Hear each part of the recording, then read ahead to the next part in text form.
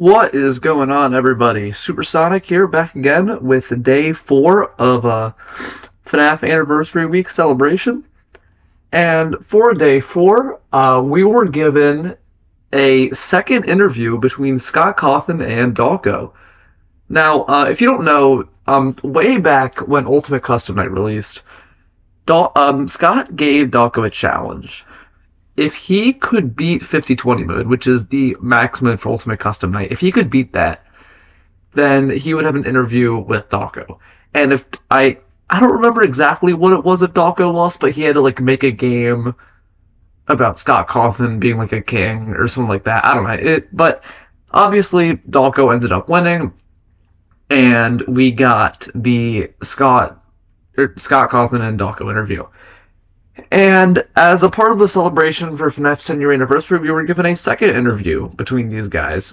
And I have a whole list of highlights throughout the interview. I'm not reacting to the whole thing today, obviously, because it's an hour long. I do have just a list of highlights and specific questions that I felt were interesting, and I kind of just want to go over those. So starting with movie related stuff. Scott said that his biggest highlight throughout FNAF's history was just going to the movie theater and seeing the FNAF movie and getting to see what the fans thought of it, which I think is really sweet. I really enjoyed the first FNAF movie. I'm very excited for the second one, and I'm glad Scott was happy with fan reception and everything, and I'm glad that he got to go see it and just get to see everyone's reaction. That's very nice. Number 2, apparently the idea for the FNAF movie was kind of started as late as late 2014, which I find pretty interesting. If you don't know, the FNAF movie was originally announced in 2015, after FNAF 3 had released, because FNAF 3 was originally meant to be the end of the series. But obviously, a lot of production problems happened throughout the lifespan, and the movie didn't release until October of 2023. But apparently, the idea for a FNAF movie was in Scott's head ever since 2014, which by then only two FNAF games were out, FNAF 1 and 2, which I find pretty interesting. Number 3, Scott, Jason Blum, and Emma Tammy, who were all big on helping with the development of the FNAF movie, say that they want to make the second FNAF movie an improvement from the first, which obviously makes sense. You want to improve, with the sequel, something you want to improve on what you did before and expand on what you did right. So that's very nice. Always want to see people improve. Number 4, Scott is extremely happy with how the first FNAF movie turned out, which I am too. I really enjoyed the first FNAF movie, and I'm glad that Scott enjoyed it too. I'm sure it was an absolute blast to make, and just getting to see his characters on the big screen. Yeah, I'm sure it was very cool for him. So yeah, I'm also very happy with how the first movie turned out, and I'm glad Scott is too.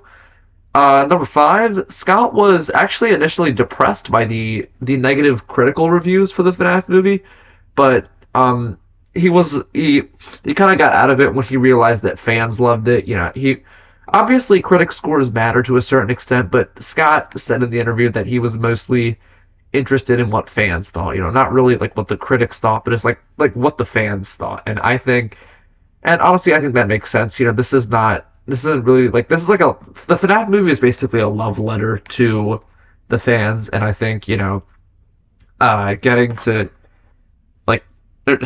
sorry, but getting to see the fans absolutely loving it was probably very relieving, even if the critics didn't like it. But yeah, I am also, I really liked it, and I think I'm glad that the fans liked it too, because I think that's really what matters in the end.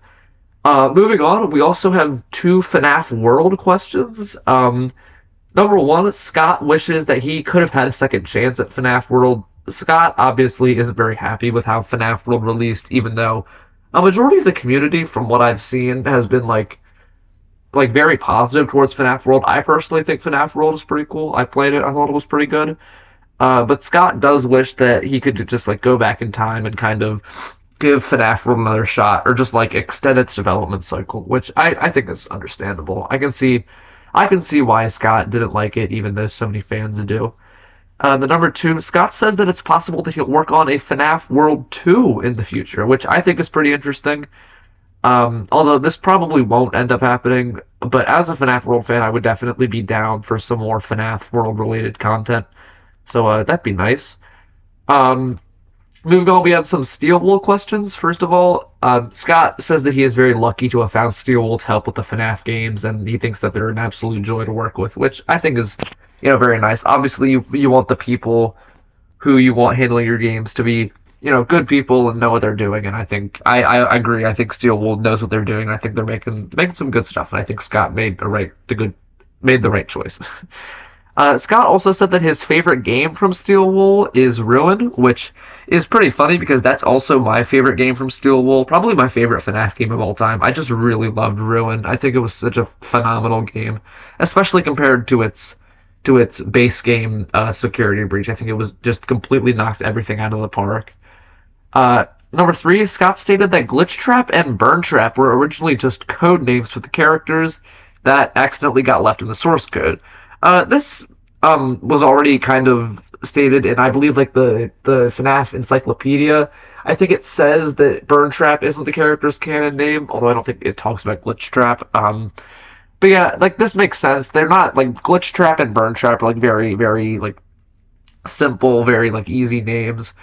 And Scott does kind of wish that he could have thought up like better names for the characters before, Glitch Trap and Burn Trap just got adapted by the fans. But yeah, that's cool. I know like there are like other fan names for like the characters. I know a lot of people call Glitch Trap, for example, Malhair, because like malware rabbit. I that's actually what I like to call Glitch Trap. I think that's a much better name.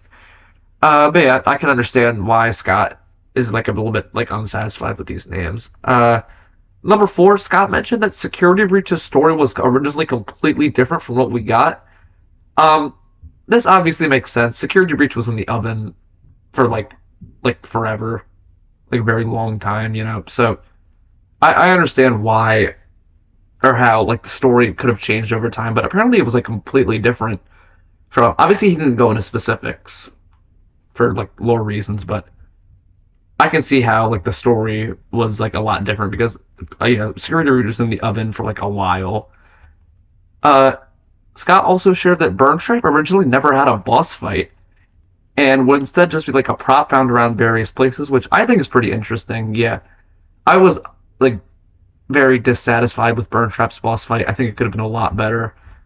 And I don't know how I feel about him just like kind of not being present at all besides like background cameos. I feel like a better character could have worked for that, but I don't know. I can understand kind of having a different vision for Burn Trap because I wasn't very satisfied with how he was used in the final game, but yeah, whatever.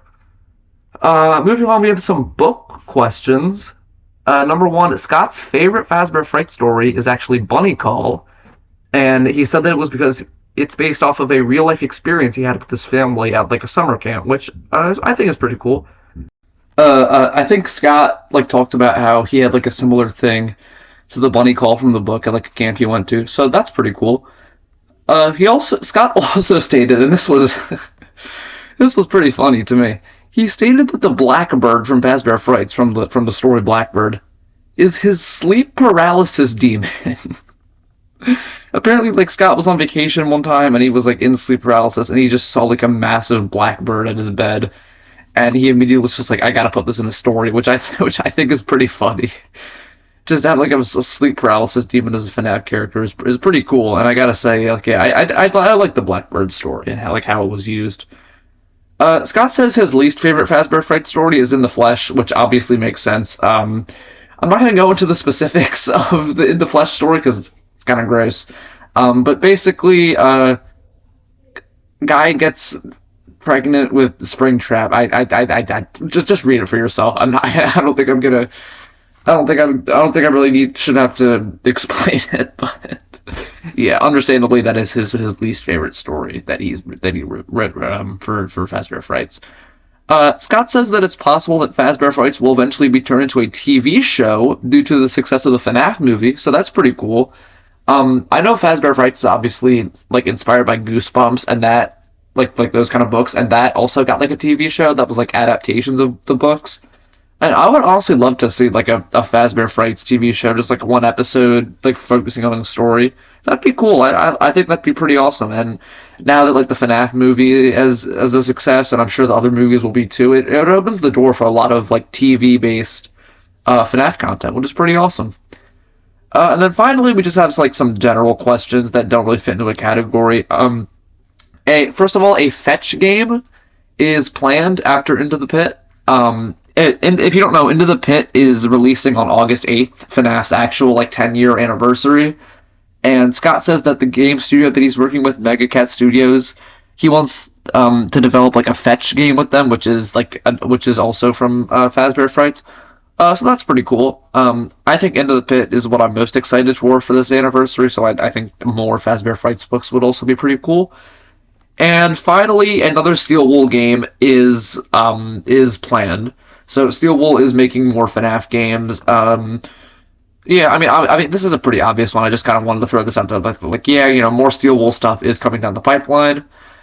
But yeah, that is everything that I had written down. I'm gonna leave a link to the actual interview in the description because I think you guys should just go watch it. It's a very cool interview. You know, just getting to see getting to like know more about Scott and stuff, and like how FNAF is like impacted him and stuff, and it's really cool. I watched the whole thing, you know, took notes on it for this video, and I thought it was really good.